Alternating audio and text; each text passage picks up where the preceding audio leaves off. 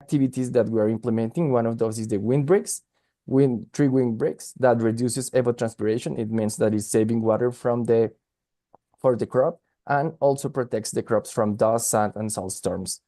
In addition, we give food security approach here. And the other important part of our system is the water saving irrigation.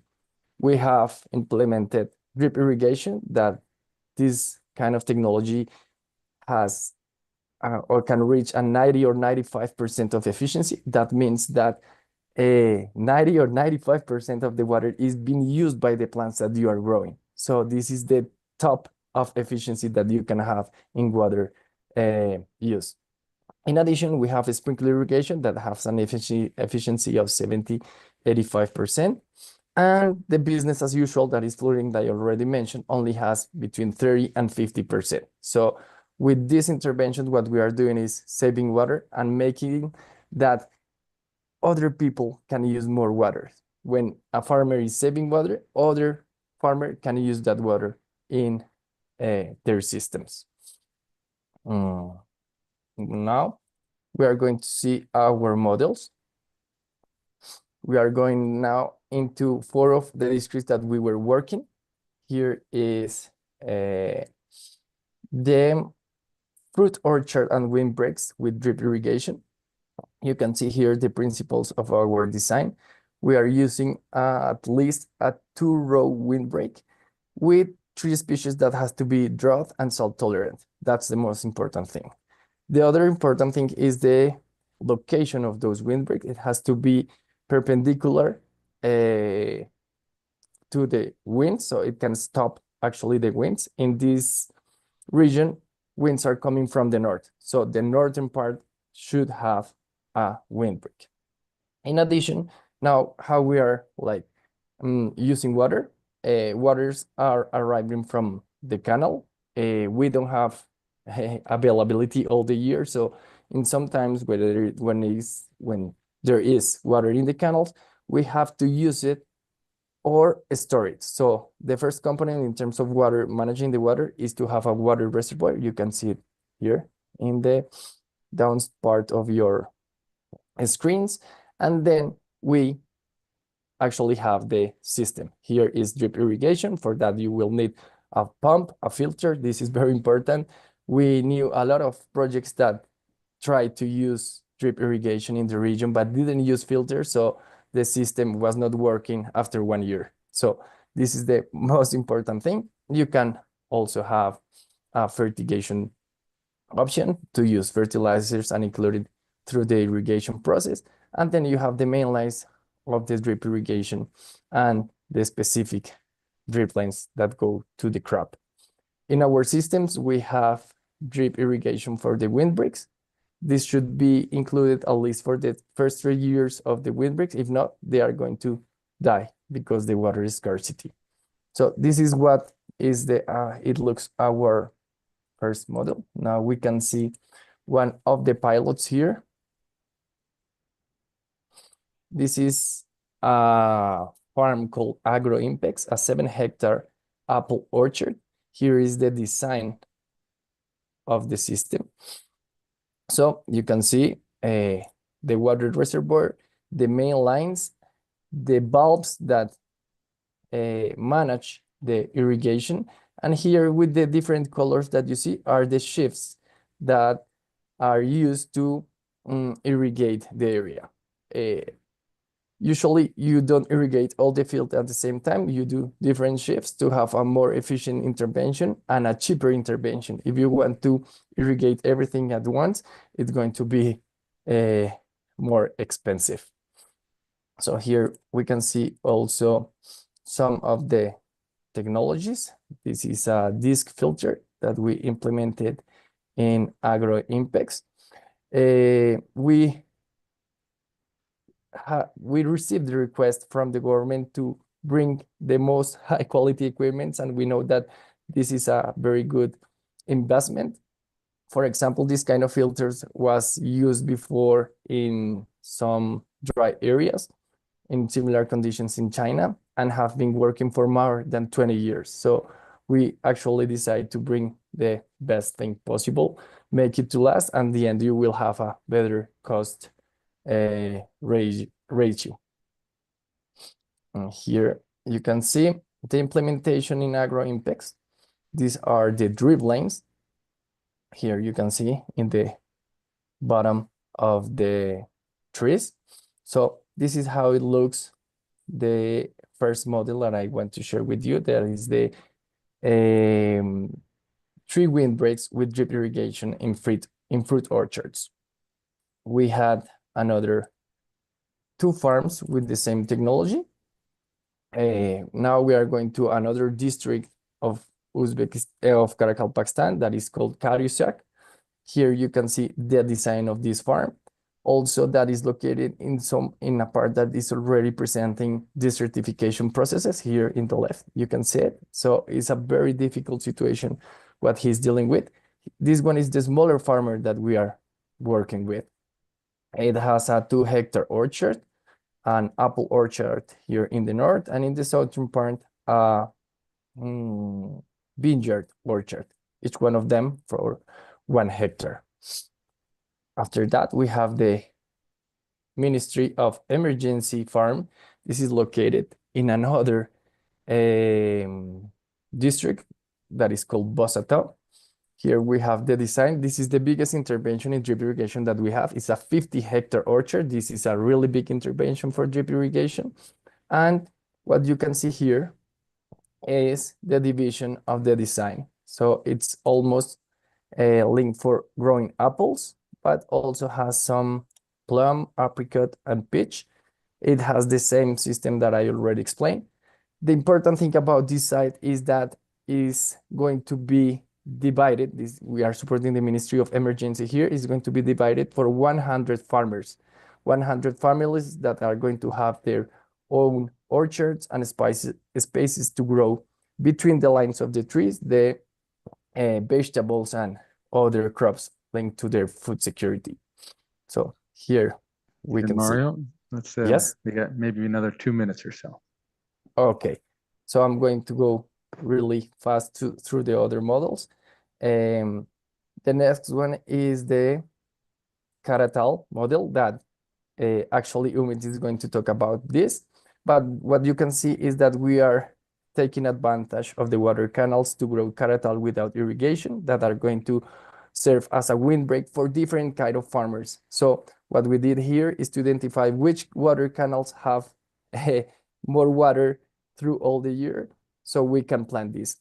For this project, we already planted 27.6 kilometers of windbreaks of Caratal. Then we have our next model that is the link to tree nurseries for growing trees. Here you can see the design is almost the same principle, but what we have different is that here is sprinkler irrigation. So here it's a better practice because you are managing the land all the time. So if you have the dripless, it's going to be very difficult because it's not a permanent crop. So the sprinkler irrigation was a better solution for here. I'm just going to show you the design of this tree nursery. You can see here how it works. So you see the spaces between the lines of the sprinklers is bigger than with the drip lines. And finally, we have our last model that is linked to winter wheat. Winter wheat, it's grown through all Karakalpakstan. Here you have the system. The big difference that we have there is the machine that is doing the sprinkler irrigation. There are portable hose reels. I'm going to show you how it looks like, and we will be almost finishing. So here is the design of the farm. This is 34 hectares, but we are providing irrigation for 162 hectares here. Important, that is a cooperative with 250 families of pastures that they manage pastures and winter wheat. So we are supporting 250 farmers. So To finish, here you can see the sprinklers working on the field in Actuba JLA cooperative. So it's really interesting to see this kind of interventions. In addition, these water saving technologies for this cooperative led us to support this part of the farm that is a 27-hectare native forest that is almost disappeared because of the crisis of the Amu Darya management. So this is going to be restored. Thank you to all these water saving technologies. Just to finish, Aaron, sorry about this, is that I want to show you 4 small conclusions of what we learned. And is that it's very important to understand the local culture and the knowledge. Those are key elements to have impactful results.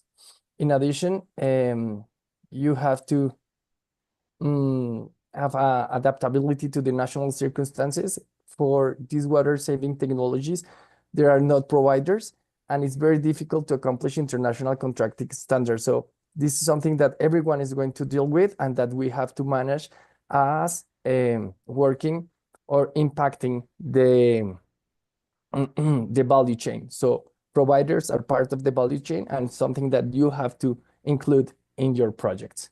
So with that, I just want to mention that scaling up this kind of interventions after we show this kind of technology, for example, the hose reels, that was in July 2024. Sorry about that. July 2024, more than 20 systems have been ordered to irrigate more than 1,500 or 2,000 hectares more. So you have to show this on the field to make it replicable to scale up. So that's all. Thank you, Aaron, for the time. Excellent. Great presentation. Thank you so much. We're going to transition immediately to showing you an awareness raising campaign video that we produced in Kharkiv, Pakistan. You can't just show the technology, you also need to create awareness of the benefits of such technologies. And this is an awareness raising campaign. In this campaign, we have over 150 million hits. And so it's a short clip that we'd like to show you.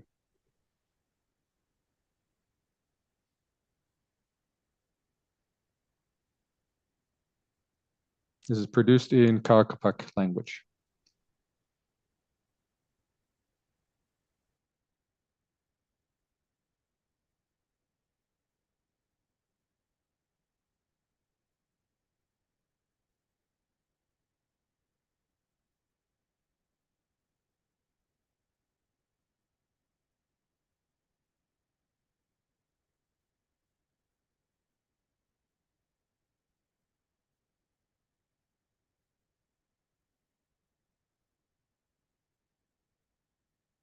Slight technical difficulty. Maybe we'll come back to it so we don't delay. Let's proceed to... Қолымызда бар материал, яғни бачок, һәм кафельный лента керек болып есептелінеді. Бачок болса, бұл har қандай үйден табылатын нәрсе болып есептелінсе, ал кафельный лентаны агромагазиндерден арзан суммада алуымызға болады.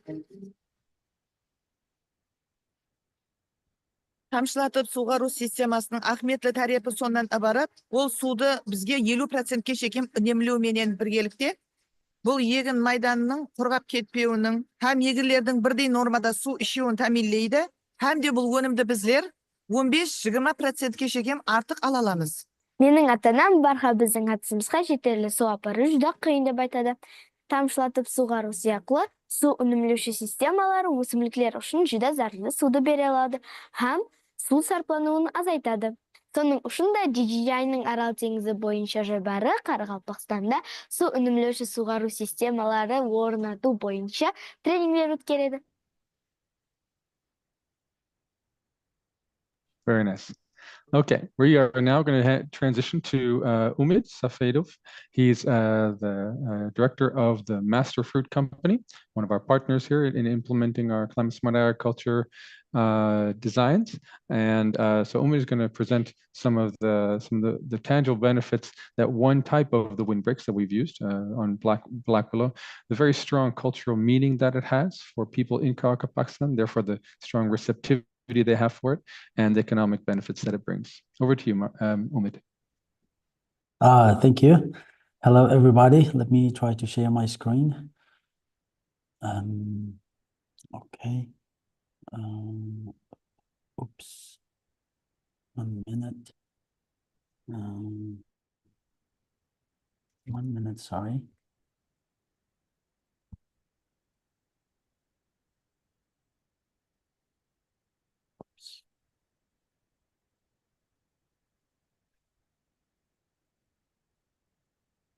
Oops. Yes. Sorry. Okay. Once again, thank you, everybody. And I'm pleased to present our cooperations with the GGI Uzbekistan to contribute to the green investment opportunities which is happening in Uzbekistan. So I'll try to be short. So as I think everybody already know, the information about RLC desalination and what's happening around it. So I won't spend too much time on that, but of course it's causing a lot of environmental issues in regard to desertification, loss of the livelihood and the health impacts, as well as reducing the yields of the crops, which is very important for the people's well-being. So before going to our cooperation, I would say small information about Uzbekistan's initiative. Of course, there's a lot of initiatives, but 3 of them perfectly in line with GTI initiative in regard to promoting the windbreak establishment in the Republic of Uzbekistan. For example, Uzbekistan has plans to every year commit to increase the forestry land up to 250,000 hectares annually in Kharkov, Pakistan. And also government has Yashil Makan National Initiative, which also has the target to plant up to 200 million trees by 2030. So which means every year the share of the Kharkov, Pakistan tree planting under the Yashil Makan National Initiative is about 14 million trees. And also there is another presidential decree which actually mandates the planting of 200 million trees annually around the country, which is about 20 million falls down to Kharkov, Pakistan for specific time period.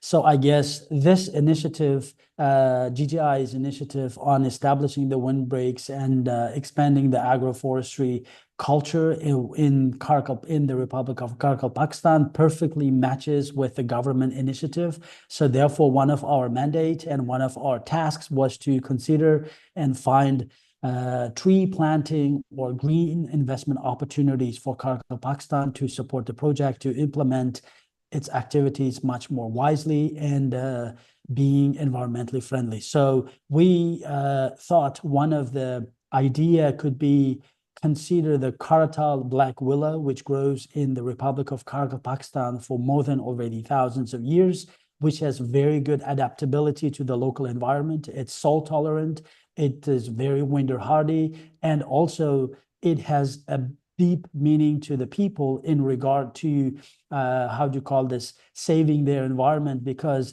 it's good to promote planting trees, but it's very difficult to convince the people to keep planting with the trees and shrubs they're not familiar with or friend with. So therefore, we thought the Karatal would be the perfect model to increase both at a windbreak plantation and also an agroforestry tree. For example, about almost 70-90% of the Kharkov houses uses Karatal wood.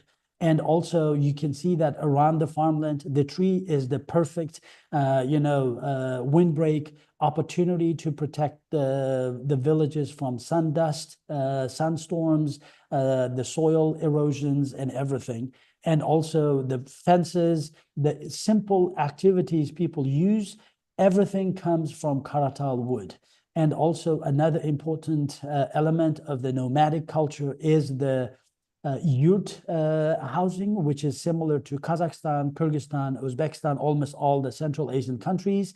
So the yurt is the heart of the Karkalpak people. They call it shalarak, which symbolizes the family. So almost 90% of the wood comes from Karatal. Unfortunately, the yurt making culture is disappearing due to lack of the wood supply for this kind of housing.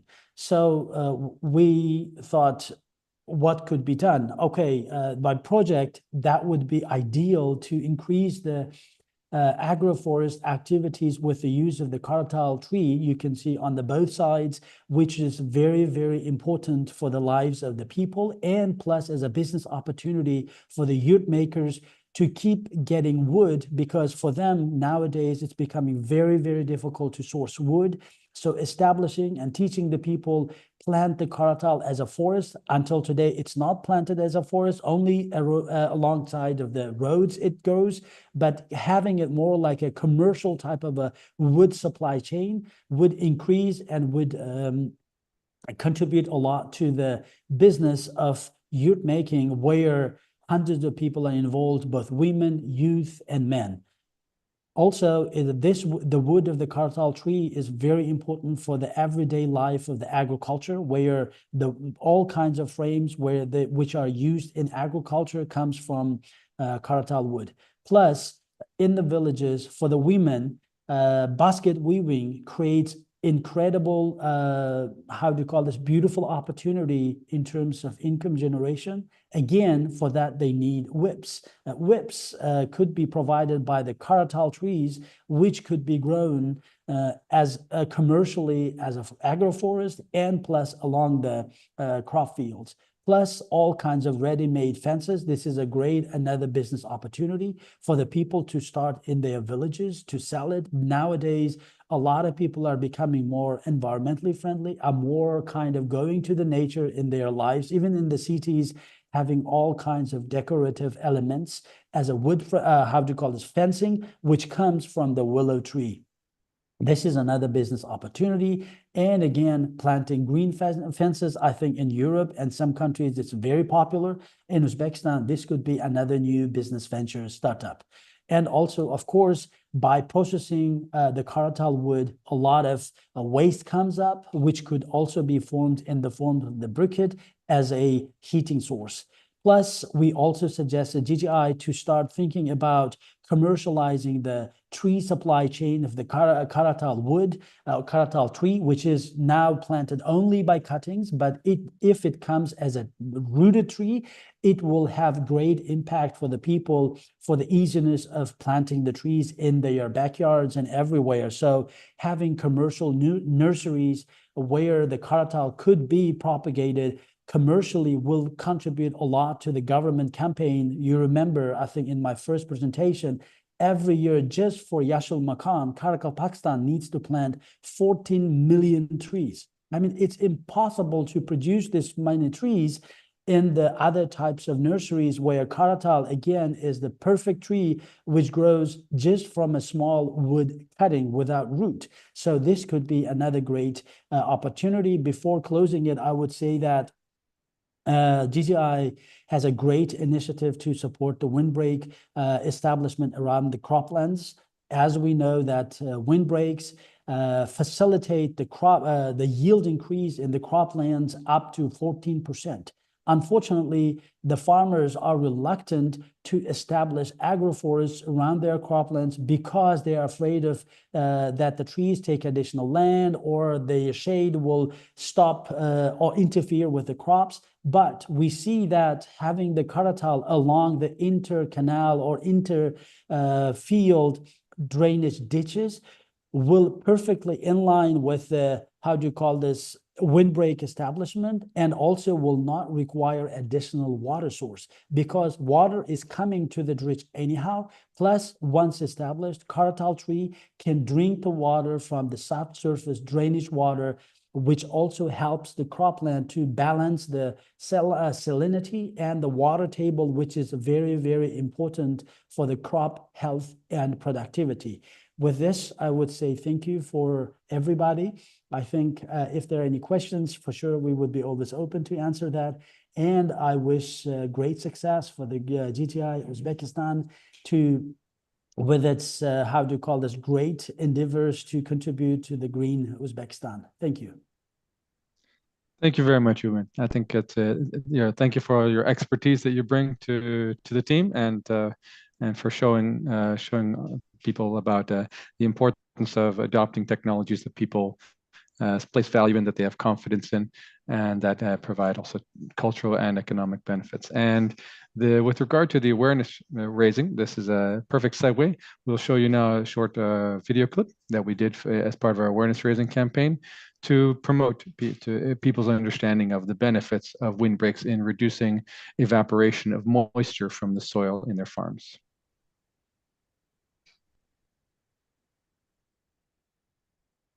Табиятка 1 сантиметр топрақты жаратуу үшін 100 жыл керек болады. Бірақ күчлүү самаллар топрактын бөлөклөрүн көтеріп, оларды узакка алып кетеді. Bunday эрозия нәтижесінде топрактың үсткі өнімдар катламы жоголады. Самал эрозиясының интенсивлиги самалдың жиілігі һәм тезлиги, ландшафттың ар хиллыгы һәм топрак түрүнө байланышлы болады. Ландшафтта самалды токтотодуган эч нерсе болмаса, мисал үчүн тереклер болмаса, эрозия убагында күчлүү болады. Күчлүү самал болгондо эгиллер босасып, гүллер төгүлүп, айрым нәлелер топрактан суурулуп кетеді. Эң ахмиятлиси өсүмдүктөрдү тозан каплайды. Самал болса топрақты кургаклаштырады. Bundan болса фермер аз өнүм алады. Көрүп турганыңыздай бул терек катарлары стратегиялык тарзде самалдан тосуу максатында эгилген. Бул болса өз кезегинде самалдан коргоо делинет. Самал кем һәм әстем болса, топрактан ыгалык, кемлөө буланат. Сону айрыкча атап өтүүбүз керек. Бул жерде сиз тогой сызыгынан узаклашканыңызда самал тезлиги және де күчөйөт. H сүрөттө тереклердин бийиклиги. Мисалы үчүн тереклердин бийиклиги 10 метр болса, 2H 20 метр, 3H 30 метр һәм тагы да согон уксас болуп бара берет. Бул жерде көрүп турганыңыздай 7H самалдын тезлиги 70%ке чейин көбөйүп атат. Бул дегени тереклердин бийиклигине карап, тогай сызыгынан узаклашкан убакытта самал тезлиги 100%ке кайтады. Айна осы жерде болса, экинчи тогай сызыгы жаратылады. Азыресе кургакчылык һәм самаллы жыллары самалдан коргалган эгиллер башкаларына караганда жакшы өсөдү. Тереклер жергиликтүү куз, хайванлар һәм пайдалы чыбын-чиркейлер үчүн да жасоо орталыгын таминлейди. Бул болса өз кезегинде эгилериңизди зыянкечтерден коргойду. Ал жапыракларды болса мулчалоо һәм компостлоо үчүн колдонуу мүмкүн. Биз климатыбызга бейимлешкен жакшы өсө турган тереклерди эгүүгө усунс этебиз. Мисалы үчүн, эрик ямаса жийде эксеңиз, онун өнүмүн албетте алууңуз мүмкүн болот. GTI'нын Арал теңизи боюнча жойбары Каракалпакстанда мыңлап самалдан коргоочу тереклер эгип атат. Мага әсиресе жиде һәм эриктен ыбарат 3 катарлы тогай полосалары унайды. 3 катарлы тереклер самалдан нәтижелүү коргойду, ал мебелери болсо мазалуу.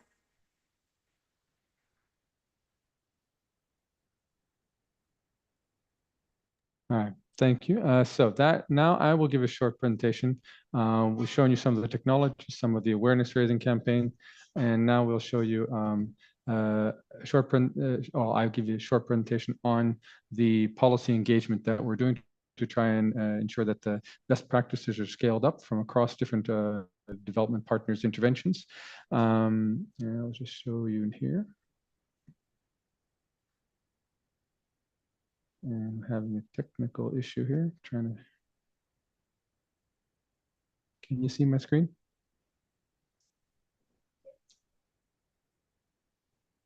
Yes? No, not yet. No, sir. Maybe you can share from your end. My computer's a little stuck.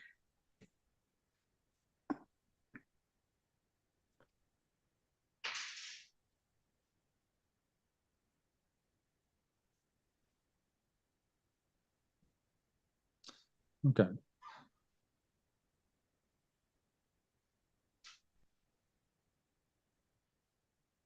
Sometimes internet is not our friend.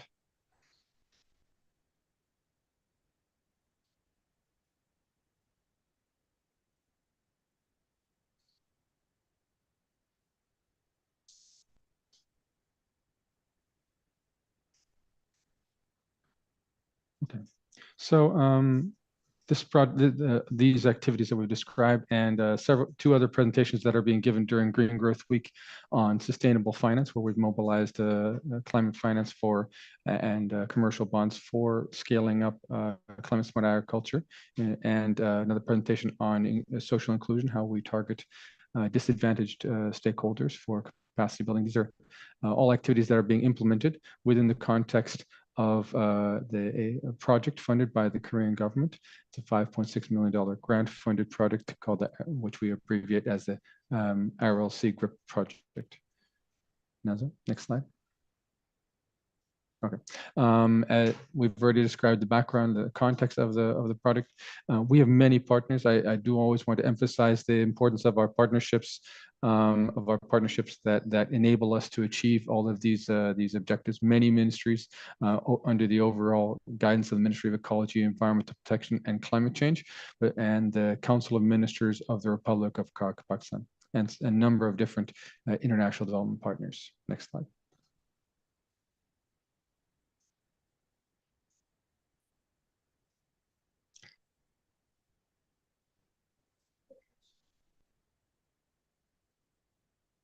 We're not seeing it move forward. Okay.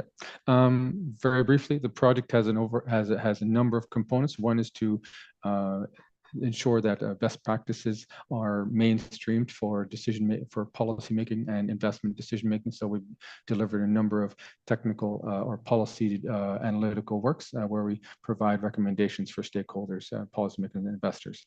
Then there's the large behavior change effort, which we've shown some of the video clips on, but we've also done 7 large-scale in-person awareness raising campaign in schools, women's and men's groups. In the sustainable finance session, we've presented some of our work on development of a climate smart agriculture finance facility, but we've also developed an online platform for enabling agricultural MSMEs to get access to information, technical, financial, and advisory services, which we'll show you a short clip of after this segment. And then, as we briefly introduced in this sustainable finance session, we've now mobilized over $1 billion through partnerships with 2 banks to scale up investment in climate smart agriculture as well as other green growth activities. In this presentation, I would like to, however, highlight our policy engagement. So this is being done through a partnership with the United Nations Multi-Partner Human Security Trust Fund for the RLC region. So in the picture there, you see to my left is the resident coordinator of the United Nations, and they have funded this trust fund has funded a number of activities since 2018, focused on addressing many of the types of insecurity in the Kyrgyzstan region. And so we signed an MOU with them to ensure good cooperation with them throughout our mutual activities, but also to identify priorities to be mainstreamed in the next stage of the multi-partner trust fund. Next slide. I won't, we can go to the next slide. I won't describe the context of the RLC, as my colleagues have already highlighted some of the key challenges. Next slide. The overall objectives of this of the white paper are to identify priority policy recommendations related to sustainable landscapes, climate smart agriculture, and sustainable forestry as they help to address the environmental insecurity and limit the economic insecurity or promote economic insecurity in the region. And so these will then be taken up and integrated into the integrated roadmap for the RLC and the next multi-partner trust fund strategy, as well as a number of national government strategies and documents. Next slide.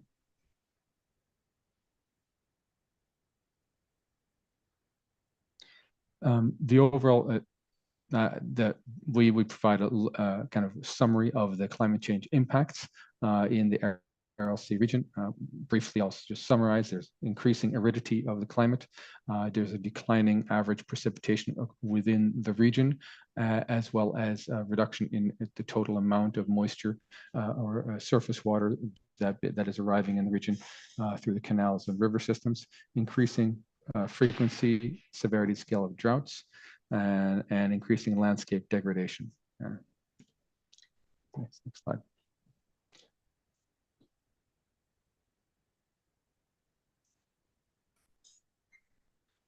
We've described the range of different data points that provide us with a significant data mandate for addressing these issues, but in particular our interventions that will both address these environmental insecurity and the economic insecurity issues is to address the barriers to sustainable agricultural productivity. And there are a number of studies are showing that the impacts of sand and dust storms and climate change and reduction of water availability are going to have continuous detrimental effects on agriculture productivity and livelihoods. So this is a priority for why we've implemented this project. Next slide.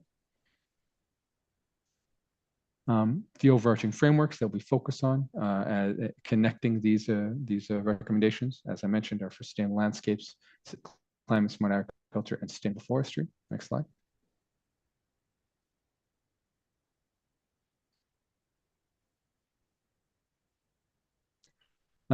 In summary, we have 5 overarching recommendations. We have very detailed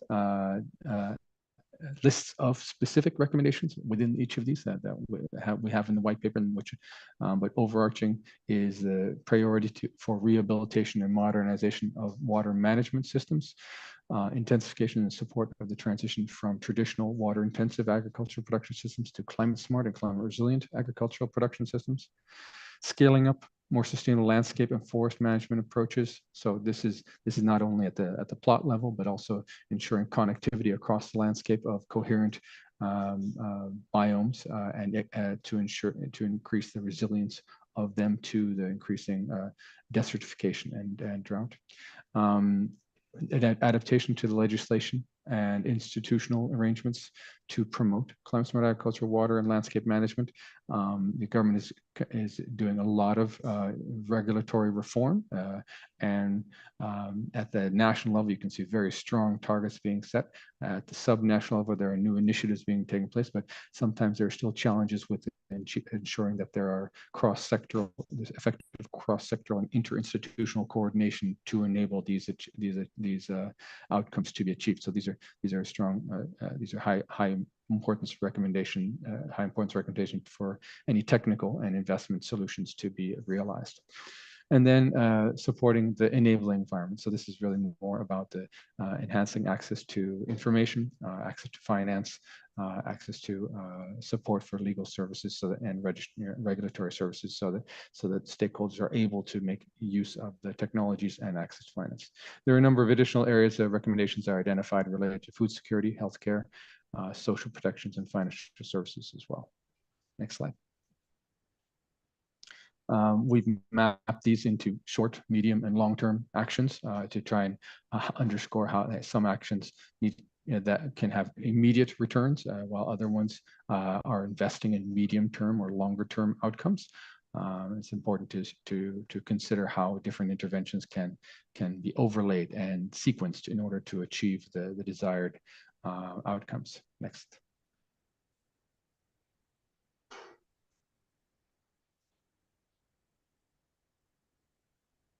In conclusion, so there's as cross-cutting conclusions, the solutions for supporting climate change in the Aral Sea region and in implementing mitigation adaptation measures is that they need to be holistic and comprehensive. So, and this is something that the Multi-Partner Trust Fund and GGI through our COICA-funded project have aimed to do, provide integrated solutions that don't just address one aspect of the insecurity or just the environmental issue or just the economic issue, or just the social marginalization issues, but try to address these in a comprehensive way.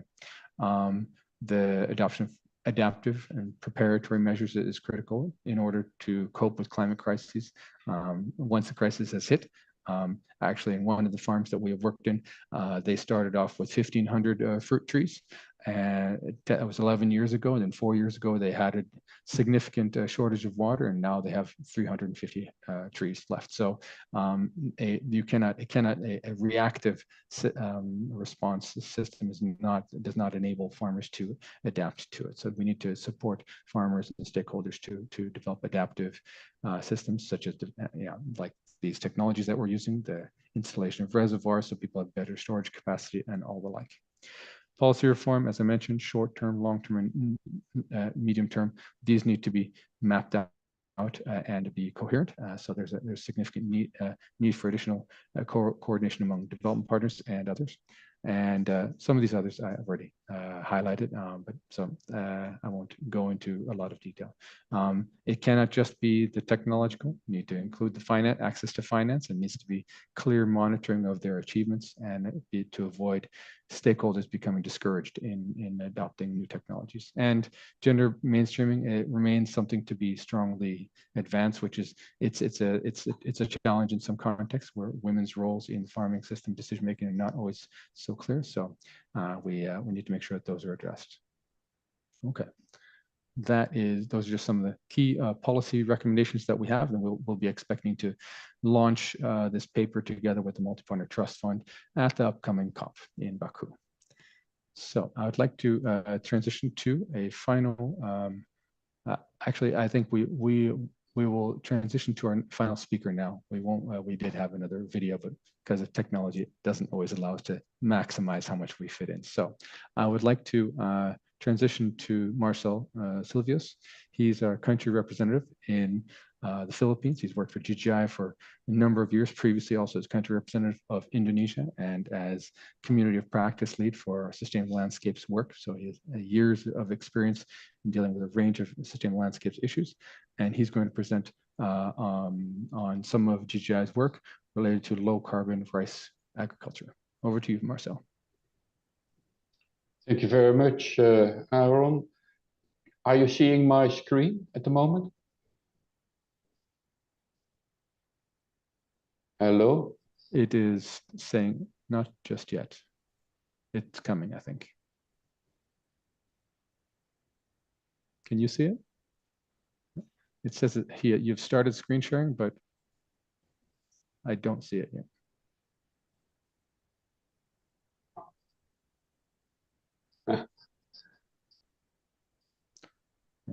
We're seeing a black screen that says you have started screen sharing. Let's just give it a second. I'll give it a little bit more time. Or your screen share is loading, it says. Yeah.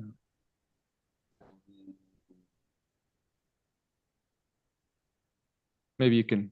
I will just try and yeah. So I will move the audience to an entirely different part of the world, the Philippines, where we are addressing the need for creating climate smart agriculture, and in this case we're focusing on rice and creating low carbon rice cultivation.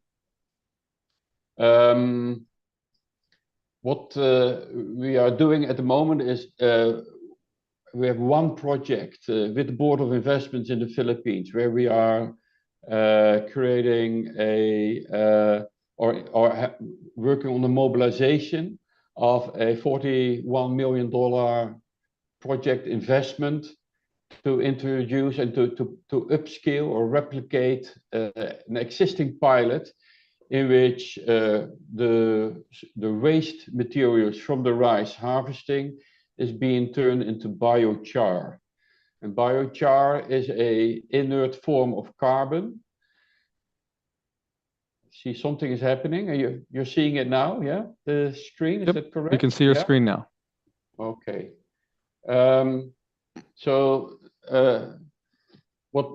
Just as background, the Philippines is producing 20 million metric tons of rice annually, but it's also still dependent significantly on rice imports.